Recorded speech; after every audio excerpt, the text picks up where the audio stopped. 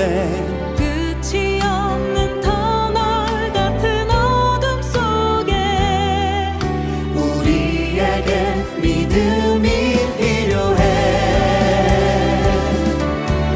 믿음이 필요해. 믿음이 필요해. 주님 사랑의 발로 우리를 안고 계심을 믿음이 필요해. 믿음이 필요해. 우리 작은 삶 하나도 놓치지 않으심을 믿음이 필요해. 믿음이 필요해. 주님 사랑의 발로 우리를 안고 계심을 믿음이 필요해. 믿음이 필요해. 우리 작은 삶 하나도 놓치지 않으심을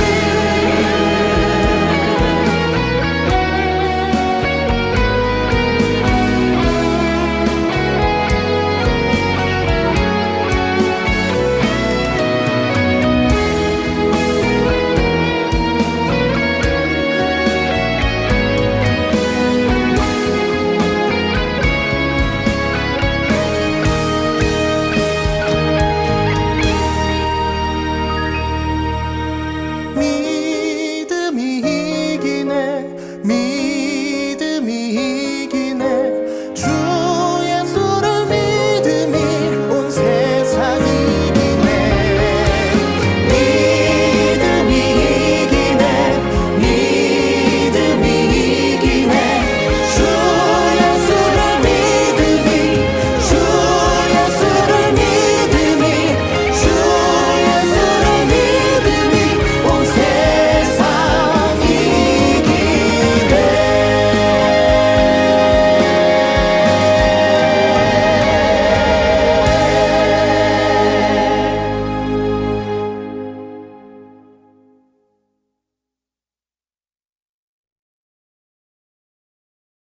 오늘 우리에게 주시는 하나님의 말씀은 창세기 50장 22절에서 26절의 말씀입니다.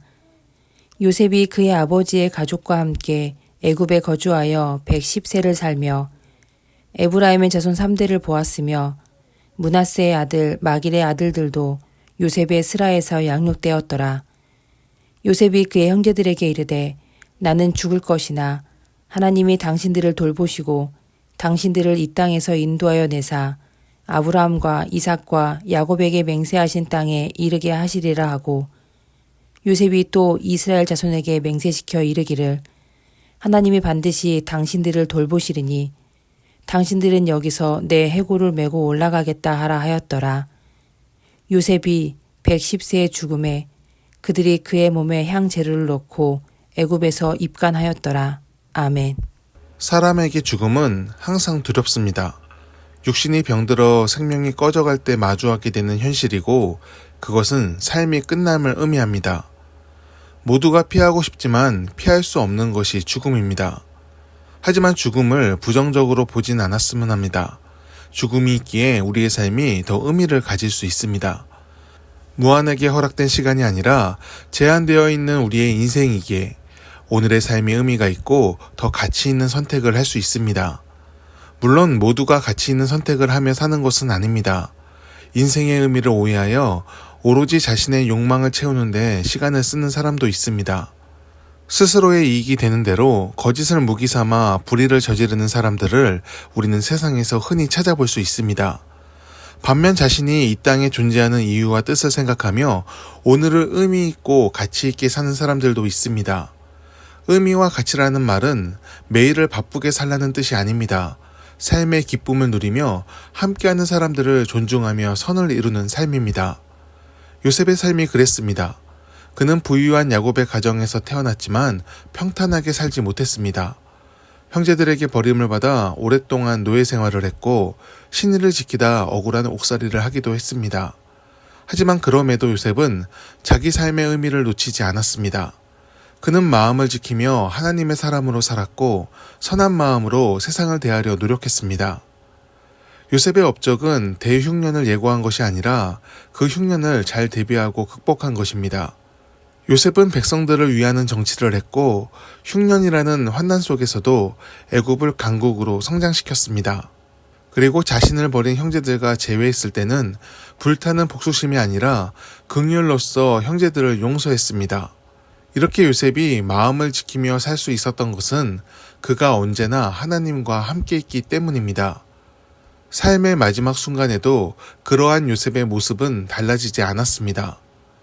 요셉은 훗날 이스라엘 민족이 가나안으로 돌아갈 때 자신의 시신을 꼭 가져가 달라고 유언합니다. 이는 요셉 자신을 위한 유언이 아닙니다.